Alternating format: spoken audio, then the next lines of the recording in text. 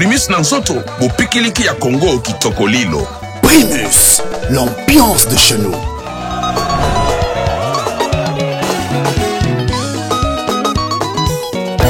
Patrick Kimanampaka, DG Guillaume Foutou, Martin Donga, Martin Diafouka, le gosse de DBS Plus.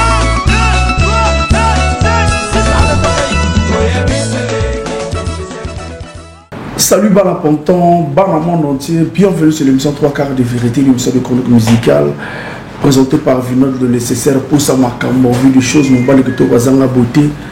Zambiwa Bonga, ça 3 fois moins à Congo. Alors, Bana monde entier, nous émettons depuis Pointe-Noire à la deuxième ville République du Congo. Nous émettons depuis Pointe-Noire, capitale Yankita. Une émission sponsorisée par la marque Primus, 3 fois filtrée, 3 fois bonne, 3 fois goût. Babi Lekeleke la gorge. Anéasika Mahambasika, sponsor Kakala. Ensemble nous vaincrons. La marque Primus, grand merci. Nous sommes un partenaire à l'émission 3 quarts de vérité. Sans oublier, pour l'émission Kendeliboso, 3 quarts et bandit comme invité, drapeau Yamboka. Drapeau Yamboka, Trésor Mvoula Madiba comme invité. Avant de faire recevoir, avant de faire asseoir Trésor Mvoula, totalement et loco comme ça, Toko de s'inviter à la image.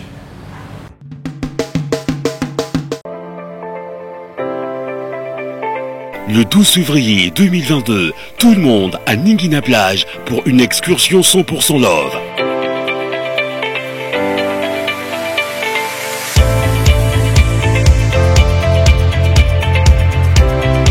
Allons à Ningina Plage pour célébrer l'amour avec de nombreux lots à gagner, des jeux concours et autres divertissements récréatifs.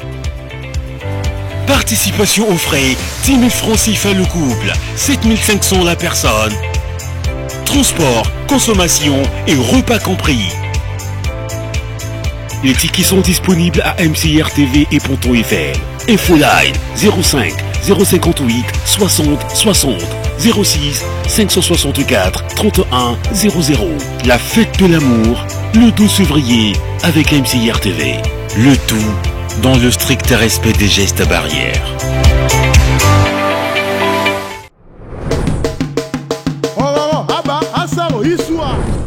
Voilà, Trésor Mvoula Madiba, drapeau Yamboka. Bonjour et bonne arrivée à 3 quarts. Bonjour à toi, Vinol le Nécessaire, et puis merci de l'invitation à Yoko. Voilà, but que ces jeunes en ponton, ils ont moi le quoi la maison, puis bien tout ça, donc Trésor Mvoula Madiba, deuxième ville n'a pas repos. Non, mais Nazarana, je suis au Congo, donc je suis libre d'aller là où je veux. Donc, ils sont à la Pointe-Noire, Dolizy, ou ils sont en fond en Congo, donc nous sommes la deuxième ville Nabiso, donc Nazarana peine moi comme on a belé awa dans cadre privé quoi. Donc il y a de temps en temps puisque là tout mais ma ville les belé Mosakeza wana yo les Mosakeza et belé boya voilà belé boya Mosakeza on va faire kimba basimiti mais non Mosakeza problème Mosakande moi pepozali moi système aéroport assez bien ngana banga mai fort na banga penda donc ba boîte bani ba pirogue bani ba motel bani na banga mais sinon test moi pepo bien moi on dit là mutuka kasi ponga elle mona moi ba axe wana ba axe fondo Mosaka voilà parce que but vraiment réel ya Pontora ko paiement bien non quand on est au cholo banazamo nanga privé et puis je suis venu faire la communication il y a single nanga on a auto ça le 5 décembre otage dans la banaki communication à Brazza. Donc on a continué à Pointe-Noire, après je vais descendre par Dolizy, voilà quoi. Voilà, mais pourquoi un titre otage? Otage, c'est un titre quand on est au comédien, on a au petit titre. Donc otage, c'est selon l'histoire, il y a un donc c'est une prise, toujours parler de prise d'otage, il y a Bolingo. Donc c'est une prise d'otage d'amour. Les avez que Motema Lola, exemple Motema Violon, les a pris en otage et pas à mère quoi. Donc voilà, donc histoire ça que Motema vous a pris en otage, dans moi c'est où elle est quoi. Donc comportement le 5 décembre comportement et otage. Non ça va, ils ont se comporté très très bien parce qu'ils ont en version audio. Donc quand je suis en train de vérifier dans toutes les plateformes, ils ont marché très très bien. Et puis par là, je voulais dire un grand merci na diaspora na biso bato bazan libanda parce que to contact mingi pa na ba streaming quoi parce que bon on a la possibilité ba carte bancaire mais ba carte Visa pour na télécharger donc ils ont marché très bien au niveau Canada, États-Unis, surtout États-Unis on a. Est-ce que votre curiosité parce que trésor vous a combat. Non, quand on met un trésor à poster, tout le monde va le rabattre. Non, bon, c'est vrai, et là on est surtout, je suis pas curiosité, tout le monde il y a le rôle là, il y a ce dès que vous savez l'émission, on est au bambam à titre moi son dernier. Bon, je parle curiosité au local. Si on a commis trésor, on vous l'a dit. Voilà donc. Voilà donc ils en a boyo, par curiosité, mais il y en a boyo. J'ai un public fidèle, donc on a donc à Tami sur au Kangama, 2 heures au Kangama, qui n'est pas automatiquement. Voilà. D'abord félicitations pour concert en ligne, concert en ligne. Ah merci. C'est 2 concerts en ligne, on a qui vraiment très professionnel et puis catégorie de la musicien sociologie on a vraiment sociologie va musicien trésor vous là maintenant va danser dans le but bazalaka na Congo mais na Congo vraiment félicitations merci beaucoup voilà plutôt on a de 2021 ton côté trésor vous m'a dit bah c'est que confinement mais moi bah fongole moi et comme moi net non bah fongole te photo la vérité toujours ça là qui est à peu près c'est-à-dire parce que je suis en train de voir même le niveau content moi bah concert acoustique moi mais c'est à peu près ils ont soit oui na moi cave moi VIP moi ils ont contenu je crois 20-25 personnes au seul moi show na yo mais c'est pas ça na ba niveau na biso to sur na niveau bloc on a été surtout na niveau pénal donc bikane tout les ala donc voilà le côté de 2021. Non, mais 2021, ça va. 2021, en dehors, il y a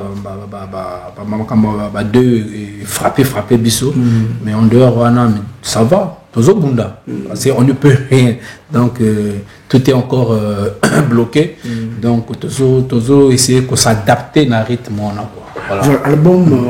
Album penagi toko album MTCB makamutu CB qui toko album Simba qui pena ba catégorie côté ba clip des hommes voulal manière de musique ba clip est-ce que ils ont quand même non c'est pas clip quand on voit tes hommes non quand on voit tes hommes vouloir côté clip vraiment ça n'a rien à voir ouais mais au moins actuellement musique comme tant de la musique faut tenir compte de la clip donc ba clip yango clip et puis ça moi valeur d'artiste sur une mutation de bêtisayo sur une mutation de produire tant dans la chaîne YouTube nayo ou tant dans la clip nayo et rien que dans la clip non à quoi il y a valeur nayo à quoi il y a valeur à cacher nayo voilà donc c'est un peu ça est-ce que vous comprenez est-ce que l'album pena été cami si l'album était cami malgré communication qui coûte c'était dû à quoi dû à temps Covid c'est dû à un passé de Makamomoko très très difficile. Là je parle côté privé. Donc on a télé mais ça qui est vraiment difficile. Studio vivre et qui m'a compliqué après wana studio baksasu wana sko wana ndemute yaki lokola ko bomanga sko quoi. Un peu on a qui pire masangai to utina ba patrouille tout ça le bon mouvement to Kembi to Beni et Simbi donc le premier ministre quoi voilà premier ministre et puis Azaki sous master Thomas ma frère pendant donc Makila ko kenene puis et puis Ezaki ko kenemo ko ya brutalité quoi ça dit c'est que ça attend moi bobelsi bolembi ya mwande mais ya brutalité bongo et ça là on a bien surtout que musicien tanga kufela moto to kufela mutu kufela mutu docteur kufela mutu douanier kufela ceux qui musiciens kufeli kaka vraiment ils n'aura pas passé voilà donc ça l'a bien été en haut et tu vois qu'est-ce que promotion il y a album à tout c'est bon yo za coup donc ça dit si c'est une force quoi na solo la penza et si c'est une force normalement on a pas idée muso songa na relâcher quoi mais après quand on va concert vieux le roi boss nanga le roi JC Kinaka Christian Mokito Lindala là Christian Doko le coq noir Christian Ticho Longzele Edith Lusiti sa femme de France Destiny Messiam de l'Amérique Destiny Messiam tout le monde bien le 2 février toujours donc on a monté nangai donc bango moi ko consoler ko remonter moral donc voilà on a des pessingas pour moi force Voilà, mais retour, on peut dire que tes hommes voulaient d'abord dans la période où il y a arrêté des activités à un moment. Oui, mais réapparition dans la télé, on a guerre.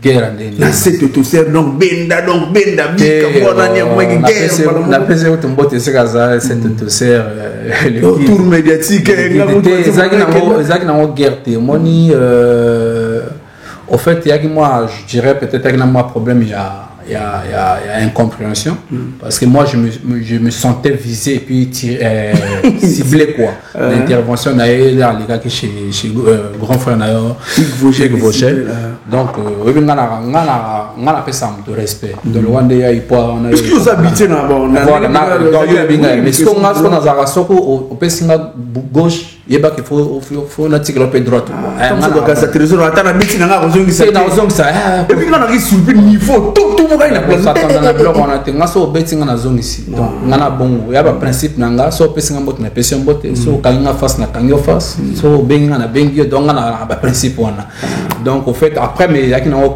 compréhension c'est long dingue parce que après Olivier Doumou vient en Olivier Doumou. Ah, sa médiation. Ah ben non, il y a qui nioté, bah vous viser artiste mususu, il y a qui yoté bani. Parce que les artistes sont là non, voilà comment on ça la songi. Pas viser l'artiste. DJ ou bien patron mouvement le roi PDGP. Wana mo ça songi. Non ça Olivier Doumou songi pamba. Donc ils ont un bongo. Après je me suis dit OK d'accord bon excusez-moi ceux qui na kinaï moi na kina moi c'est moi 4 trop après voilà tout se comprendre quoi voilà mais na matanga ya kaso deuxième jour tukutana kinayo to kutana na bozapi na matanga mais bato batapo tout je te dis minute bata miki bata mono ti bazor qu'est-ce presque tout babeta na matanga o bazaki na mboka bato bazaka dernier jour de trésor vous bon il y a vrai le camolo non bato so benga na trésor vous là tout bato trésor vous là non mais au moins les vinotes na autre le bascasco il y a beaucoup de oiseaux c'est pour malanda pilier moi je suis pas hypocrite ngana hypocrite ngana ba principe ngana hypocrite ngana ba principe na autre le bascasco so pesi ngambot ngapi ombote so le sangat na le soti moi je suis comme ça na sala que et là parce que bon na sala bo pas c'est que ça vinote so vinote ça ngama be faut s'attendre que ngapi na zo saloma be moi je suis comme ça donc défunt petit casseau personnel on a qui pire petit petit on avons un gâteau parce qu'il y a petit très très poli donc tant où écoli na yoki me sangwana le binango na matanga na yo matanga 3 ou 4 fois comme ça parce que on a na compte na ngai mais le reste na pas ça la tête on a sentiment parce que bato bazo sala parce que ngape na écoli la kingai ngape na chaki podium na chaki d'instrument seul groupe ils allaient bête na veiller na ngai ninyo ezeka ka groupe ya vient na Doudou Kopa en tout cas pour ba Michel Doudou Kopa ba chinois Cheng ba Ondo ba Tramadon on appelle ça Mbote chaque jour bazala ka ba robeta dernier jour à veiller to tiepe podium à monene mota matin na podium on a dernier jour à veiller ezeka ka Zebira Roga et puis Varan otaki Ponta ya Kipé na Varan point le jour enterrement après jour enterrement avec non normal comme moi bato moi moko ça mon numéro ba tête à braza même ko ya na matanga bon te moteur na matanga vieux Zebra je crois 2 ou 3 fois hein Vembonda une fois après te kutana na la mort parce que Octave a perdu qui Octave Ndonyama SG na PC Mbote et pas perdu grand frère naé donc ça dit coïncidence soit on a profité assister à mais na vrai Django beta na orchestre Vembonda pire petit naé mais une fois et puis dans la morgue basono ko na mona bango dernier jour ça dit biso to kuna na mona bango ni nyona bébé et tout na PC Mbote le Galilée ai pas une fois je crois na matanga. Tu vois, moi je suis comme ça. Donc, ngapé, tango ekpeli bango, na robeta pourquoi? Na robeta te, na rien, matanga net motonyo surtout. Voilà, c'est comme ça. Ezali kelembate. Bon. Ouais, mais c'est na solo mabe. Non, solo mabe te ni ba ba parce que yo na bango mikolo na ba peme no. Ramula na pembe donc na cadre pembe. Ah, lukanga pembe na beto. Ouais, pembe donc son problème, son parti pris, tous a toujours au milieu du village donc ne me connais pas et là mon grand frère Serge Mbeto, la PC Moti na niveau à Paris on a au sol ne me colorer pas. Donc mes trésors voulant m'a dit bah la génération na yo moto ali bosso na ba jeune o ya signé pena makambo mais to beti masolo na nyote il y a tout ya na venu doté il y a ouais tout solo tout solo trésor vouloir na génération na yo oza parmi bato oyo ya li bosso o ya tia pena mutu makambo simba atia pena mutu mais trésor vouloir to constater moi parce qu'il y a des trésors vous l'avez pas si pena aux trésors tout le monde à Brazzaville Abidjan et Benga Guinée et Benga ma Côte d'Ivoire et Benga parce que nini producteur on a ça ou bien Bakagil Singa ou bien qu'est-ce qui se passe non ma comme na ma période tango omoni vie et ça bongo vie et ça bongo et on va mikoloto et kokanate donc il y a des jours comme ça il y a des périodes comme ça mais national masolo de ce bétangana trop national bana déjà ba Cameroun ba Côte d'Ivoire les ala ba terrain mais sauf que nanga wasala nazora toujours ba demande nazora toujours ba demande ba ni mais nanga wasala blo mikete puis nanga wasala blo ko va quitter j'aime faire les choses bien tu vois non donc voilà nakna ba mofana que Cameroun ngam na nulango. Pourquoi? Parce que dans le but, la période à Cannes, ça zardé, t'es qui nu. Audience à Cannes, elle est trop macasse. Donc j'aime faire des choses bien. On a raté parce que nous tout le monde a outil et paniqué, on a appelé un mot créé, on a raté. Et le bac c'est pas qu'il y a des stages en Côte d'Ivoire. Donc tu vois quoi. Mais sinon non, mademoiselle non. Mademoiselle non. Tu vois la mine dans ma tanga te mais quand même mademoiselle l'actualité mais ma tanga ya confrère ma biso de Vicabia. On dit biso vraiment tout ça le tout to za na Brazzaville wana pour rendre hommage pour tant mademoiselle ko la biso na point nord à Naoya rapide. Donc biso peut tout kene ko l'amour parce que ça se passe comment au niveau côté de nos artistes parce que biso donc beaucoup fait la retoya mais bino bo honnêtement gère ba moto biso to perdaka. Bon, moi, depuis ma maman, je suis en ponton. Mais moi, je vais essayer de parler. Velido, Azaka et Pananga, un grand frère. Un grand frère parce que mon toit bimissinga na public, na média, public, Zara Velido. C'est ça, je suis vraiment reconnaissant. Le public comment? Le média comment? Média, c'est net aux Zalaka, na local, quoi, na Congo. Il n'y a pas tout déjà, tu as une visibilité ou il y a un clip au monde. Mais visibilité, on a ce que. À tous les clips, à tous les manières, mais il faut ça, émission, il faut ça. En sens où, ça dit, moi, tu as une visibilité na télé, et ça, Velido. Parce que Velido, à Salaka, il y a Salaka, on a parlé. Ça dit, on doit comprendre. Ça dit, journaliste, ça doit être musicien à parler, bah, comme ça, l'émission. Et puis, pour aussi, ces émissions, à 4 peu moi si c'est pas petit soit au faut déplacer mon quota parce que nous l'avons trop on a pas trop l'avons toujours donc na garder va souvenir donc là on va blessé apparemment non ko lingane avant on n'a pas na talent on a été pas na pas trop linganga donc tout même temps on a kendaka écoute na simana ngai au bilanga na ba maki bani moto boso to ça monsieur ils a toujours travaillé quoi donc on va prendre liwana et ça il a vraiment passé ça a vraiment passé mais bon les anzela et surtout ils ont ma bongisi nzambe donc est-ce que et l'autre aussi nzambe azo mulimo na e eza penda na kimia voilà si le côté tu as voulu un moment tu qui va dédicace sur le sur notre terrain moi je suis le mouvement de musique à son dédicace sur le moment ça dit banzembe keseniti ça dit on ça rumba te au bois comme beauté ça dit quand même ba fan pour le que eza et bongité mieux oser battre pourquoi pas le bongité ah ba le bongité pas na mabanga exact donc eza banzembe le roba rumba ba générique attends et puis la même une moment dire mbimi ba pire ba te o pina boro sti wa yokanité so ba quantité wa ba expliquer ko ba et simbi na ngoti yosko et simbi te ndeni abat ba olela ngo et simbi non tant on vérifie parce que voilà mais je suis une chanson jusqu'aujourd'hui elle est toujours médiatisée voilà oui mais et ça bon ça dit je me pose des questions mais album on le pas mettre à niveau international clip de Jésus le métier le nakama on va chaîne on a tellement temps ezali ezabongo sati et là on est là ezana ba makambo na comprendre nzembo na nzembo ezana makambo au moins la tête au sala album on sala album 12 nino mais chaque nzembo ezana makambo nango c'est comme ça parce qu'on a otage à l'épisode comme otage otage j'en ai comme un moment où il y a 4 minutes et quelques moi mabanga pe moi to filtre mabanga limité. Mabanga limité, donc voilà. Na sens que passer bazol banamsino banzembo milai otala minitage mabanga pe belé bon to me un peu ko boxa bon. Hein? Surtout mon moi la confusionnisme ma banque les qui trop quoi surtout le générique ma banque là pesa mais faut peut-être yo en studio bozo dans des mondes bon pour boya na neurotique on dit maintenant donc tu vois mais na otage to me un peu ko boxa moi to filtrer penza to le bête c'est bon t'es t'es est-ce que le choix il y a aussi la clip na porno studio quoi. Bon, la plupart des clips na mingi depuis na bande. Na sala mingi ba clip na point noir. Donc je sais pas pourquoi, je sais pas, mais apparemment na vraiment attiré na leur moko ezara na point noir et attiré. Tout le temps on vient tout moi bima ba bus décoration. Ba boulenga mission point noir.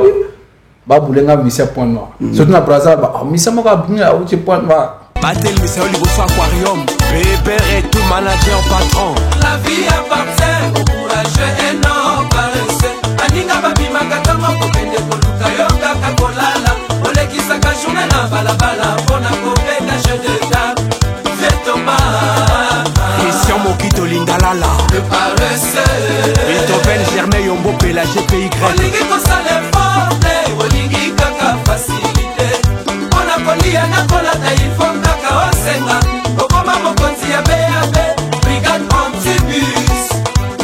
Pasteur et jeune Brino, le fainéant, mon docteur et Don Zinga. Ebele basili sabakela simeba saka bonwa. Ngolo, amikoti sana mobomo, pena kisala ya bilanga. Yaya kupa olingi kolanda ta exemple te. La vie est sali facile te. Benoît Chichimbi Médard Milandou. Basali yo mosala, na ige volondele le frère de Brasa. Ya kopangolaka, abala bala na averta.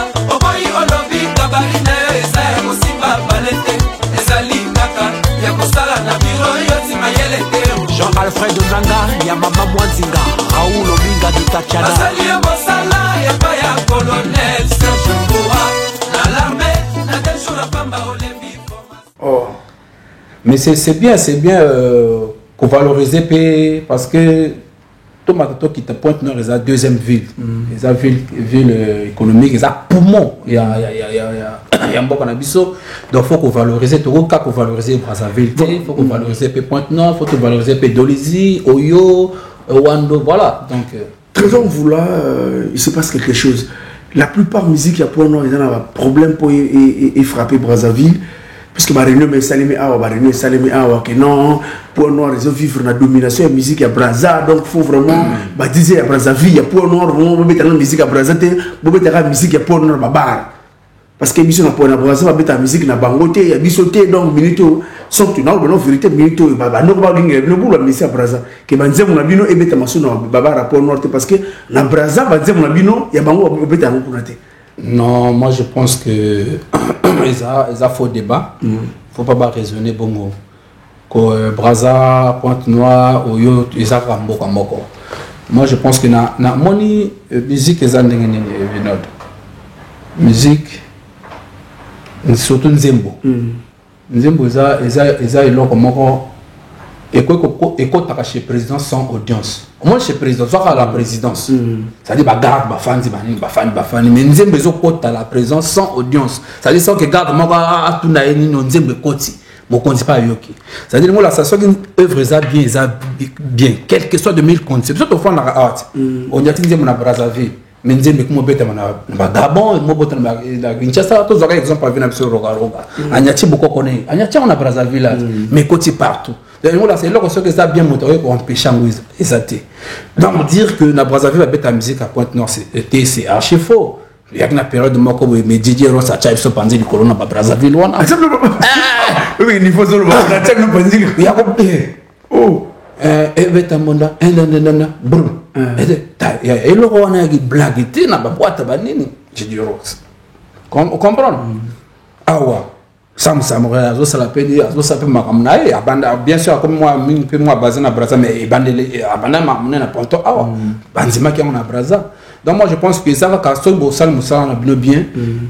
œuvre ça bien et qui parle en moté quoi yo c'est moi ko benga non leader ana na kabinda o mais non est-ce que na chat lo ko na kabinda voilà Trésor Mvula parmi les artistes au pena diaspora il a ba na mikili Trésor Mvula Madiba ba leader ba yana bango mais yepena ba so zilaye la génération a bien non la génération a bien d'abord ba kéré ba zila ba monté non babi on dehors ba leader on dehors ba yo peme non maman abi on dehors ba leader bon ba kéré ba leader c'est non l'individualité Gelo c'est un leader il y a non Gelo c'est qui ma leader génération na yo ok non na génération ba kebe moi ba kena ba président roba ko ba da na génération na bino ba bisinga le nécessaire so mon Trésor Mvula tina si yepena ba zo zilaye yepena to zilaye non mais to peut s'attendre attend to salama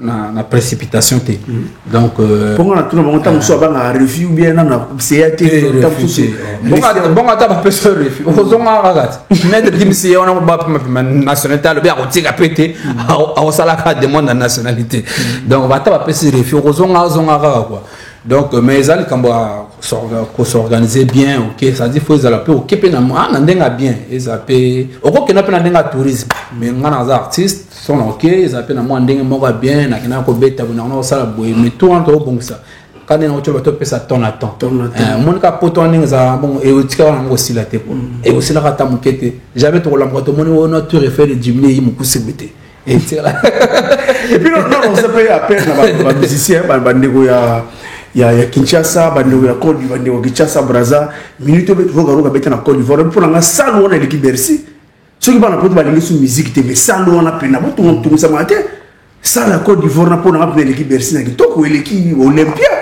de minute ba somari ba pesa wana non l'équipe Bercy te bon mais bana poto ba lingi sur musique na mon passer Bercy à la base ça la stade bato ba te za stade maintenant tant aux bêta bah ça au ligne comme des places au ligne dans bako jimino place bako jimino c'est là quand ndenge so ndenge Brazza ni ndabiso ça ndenge Brazza bazeli ndabiso biso c'est toi na salle toi na salle papa oh toi na salle le bosso toi na moi parlement na kacha parlement na ba pima pe ona donc ba ligne ba vieux ona ba repesa ka ba discours na ba politique ba ni ba pima biso parlement ona et peut-être toi tu tonga esika normalement c'est pas ticket le biso kala non je pense pas ticket ba misa ba ta désordre ko ya bo kwa buki bakiti c'est quand même elle va solo mboka mais ba concert ya ba seulement vraiment cette fois-ci ba ticket ko le roi ba dire esika wana ba ticket le biso ko wana ba tianga ta parler de la culture toi on a parlé de la culture mboka le roi Congo même Burkina Faso on a parlé de la culture biso on a parlé de la culture. Je pense que ma doléance Nabino va aussi koyoka. On va appeler la kala, va qui parle plus sauter. Non, je pense que on peut mon bouquet. Peut-être mon bouquet comme ça on a toujours notre raison pour la image. Hello, coucou, bonne année à toutes et à tous. Tout le monde en a kala. Ici le vôtre, le roi soleil Wanga Papa Gou, table de mixeur à love, le général Swag Caldrogo 6 étoiles, voilà un rendez-vous à ne pas manquer. Vino 2. Le nécessaire Yebisa Bango rendez-vous à Moko Saint-Valentin le 18 février 2022 Narata Paris. Donc à Liessan au numéro 1 rue René Maillère 77 127. Venez nombreux papa Bimisa mère Rolbaroni Naraye mère ala tagitoko la tagitoko quoi. Sombela mère ala tabien zala bien bonga. Yope bonga boya ndoule ya roi soleil wanga papa go. À ne pas manquer. Donc le 18 février vendredi 18 février 2022 de 20h à l'aube. Kozangate, Baero, Calmos Nathan, on est ensemble. Bana Ponton, Bana Dolizi, Bana Oyo, Bana Brazzaville, Boya et Belé, Ozanarata Panama Tokutanawana. On est ensemble. Baero, Calmos. Dans tout ce plateau, toujours avec mon invité TM9 Madiba, Trésor Mvula, drapeau et Mboka. Voilà, mais qu'est-ce que tu as constaté dans l'année 2021, dans le nouveau venu, la musique, la culture, qu'est-ce que vous constatez en 2021? Ouais, mais maintenant, je vais apporter apporter un plus dans la culture, plus précisément la musique congolaise. Donc, moi, je parle surtout d'un acteur, artiste, et puis, manager, na ba producteur voilà maintenant azo apporter na ndenge na ye mais sauf que sikoyo ils ont moi côté moko ils ont moi côté moko ya surtout côté mécénat tout le monde vive moi désordre moi quoi tout le monde vive moi désordre ça dit bah pas prendre la visibilité c'est vrai moi tout le temps il y a aussi qui mécénat il y a toujours et là on est dans un intérêt dans moi on a so moni honorable moi à soutenir musicien si maintenant on a un intérêt moi donc mais faut ils à la moi propre quoi autant comme on a surtout na ba WhatsApp na ba groupe internet et n'importe quoi vraiment faut ba recadrer dans bango quoi ça dit na aussi on a ba collègues artistes bino pe ba chroniqueur to mais kana ko recadrer bango ba mécène bi ba fanatique te bon on a bien ba fanatique na bien on a rokitsa mon niveau on a bien ba mécène parce que aya la moi 10 000 moi 20 000 à songi moi musicien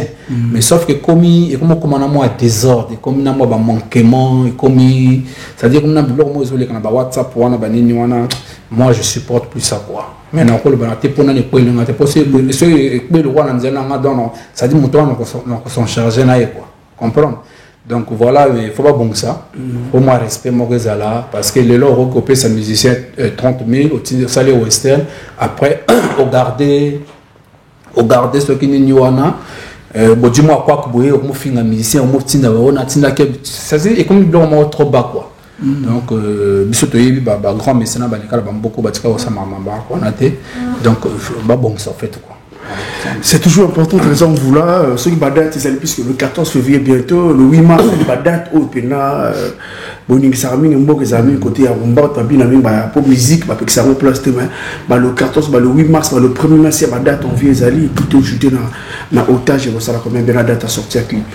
Ouais mais déjà badate wana comme ils ont bloqué sur de Robert va concerter donc tu essayer un peu qu'on organiser comme moi blog na ba siège na biso moi je parle de moi donc na oya banenga ko bon ça moi le quand na siège moi fan et tout beti na biso nzalaka puis voilà date à clip ba rozango calamité parce que to tikaki tu nga obmission na période à canité parce que on a seul conseil na nous vient dans la création en été je vais passer ça tant to bosser alba petit to copie ça va jamais lors qu'on a période événement international les allez quoi vous allez noyer donc parce que quand les abos moi blague des audiences ça en a oui donc tous la canne ce que si après une équipe n'a pas capable ya trop fanda alors toujours na Gabon capable toujours dans Libreville mais azo beta tour calamité na Mboka donc trop fan après je crois par canal na bino bourgeois toujours date ya sorti ya clip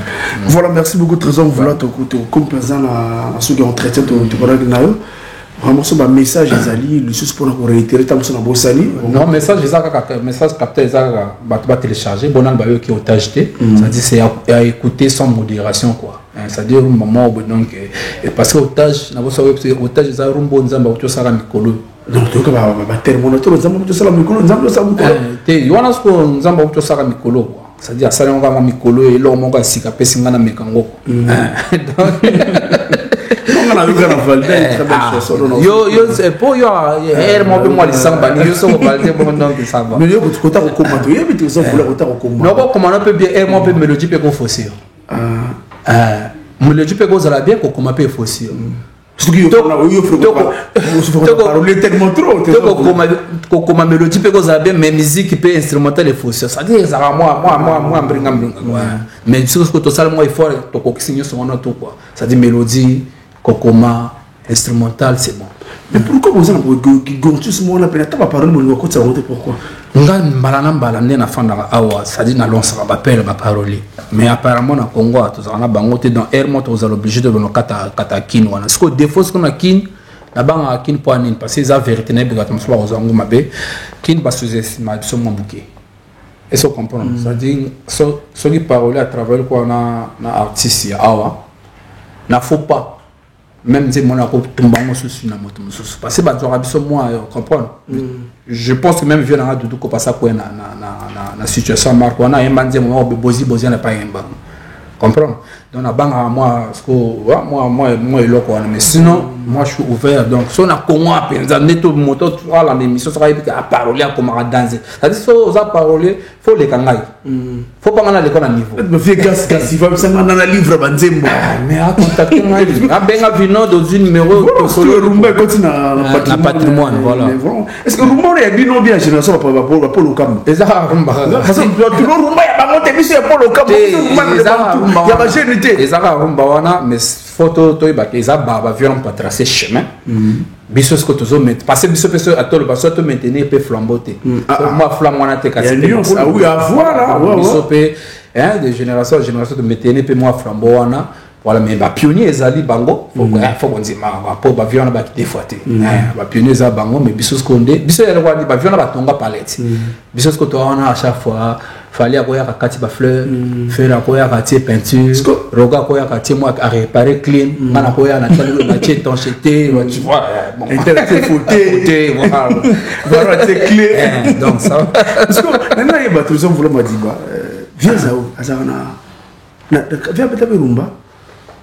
Bon, on a évité de classer, mais moi, on a évité via la musique, la musique, ça l'a un peu du tout. On a genre, on a style, vraiment combat style, on a été mais la musique. Mais oui, on a pas Venarumba. Les mécantimani. On a ajouté. Bon, il y a ce que tu as. Parce que c'est mon comment on appelle Rumba, on a pas tout le monde. Ah, bah, viens ça, viens ça, mon Rumba. Eh, ça hip hop. Mon était hip hop,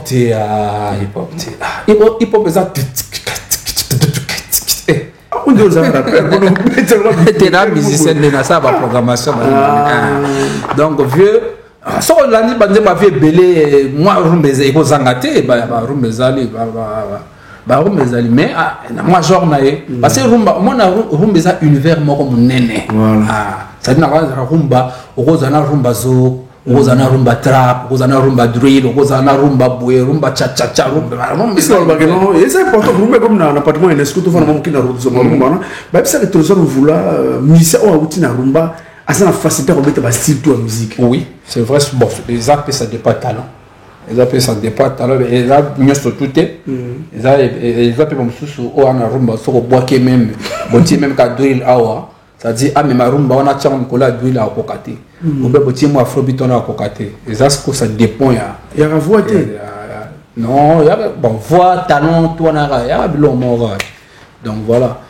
Mais moi je pense que le rumba ils allaient mélanger tout on a quoi ils allaient c'est-à-dire rumba ça blaguité parce que la musique ba formateur va les appeler formateur la musique parce qu'il y a sujet moyen formateur encadré non tout on a toujours voulu c'est en fait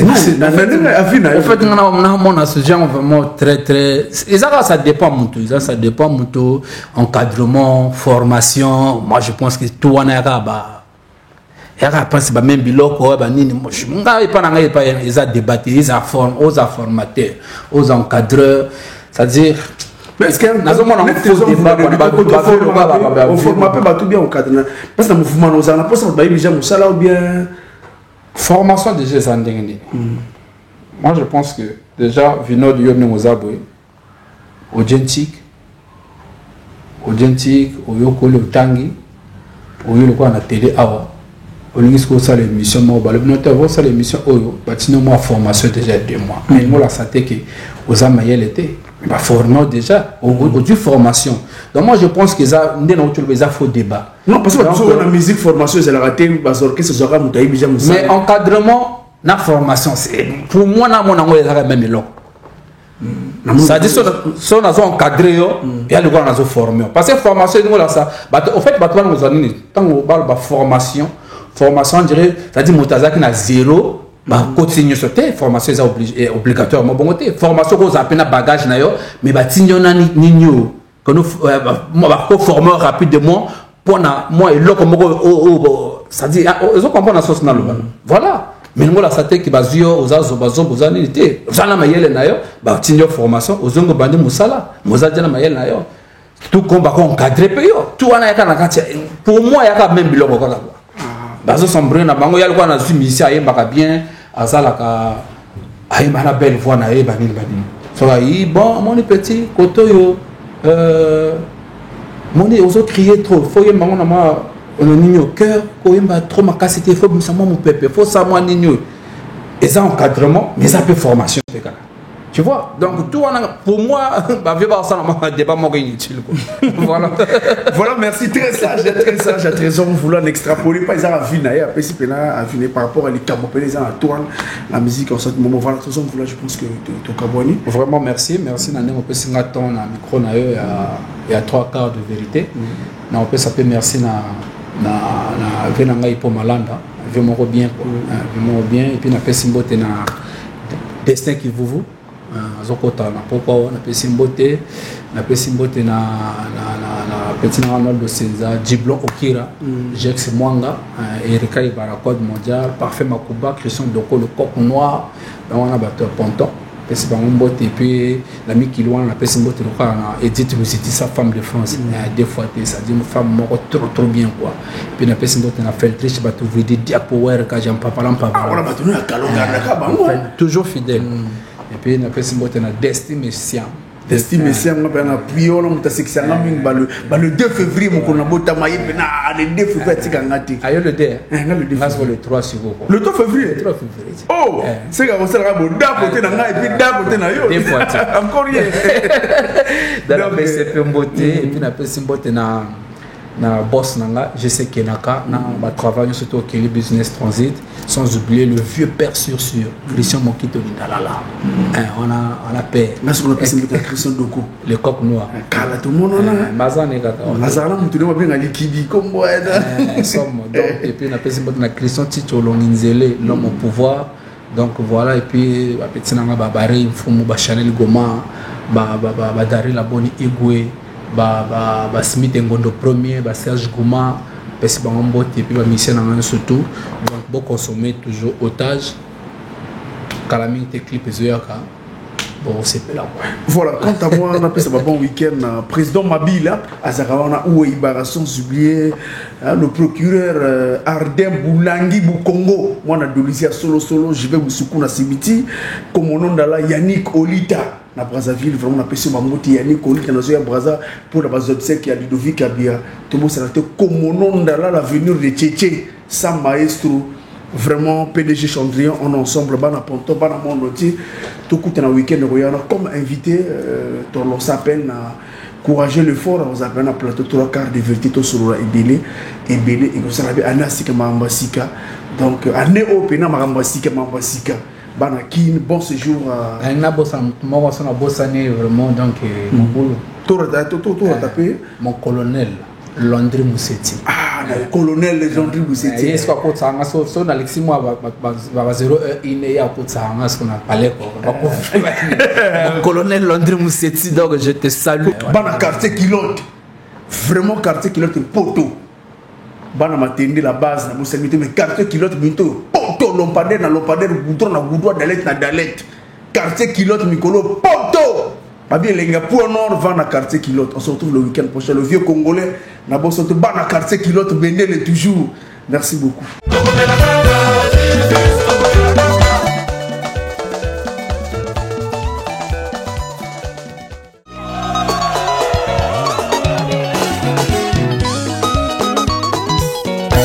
Patrick Kimanampaka, DG Guillaume Foutou, Martin Donga, Martin Diafouka, le boss de DVS Plus.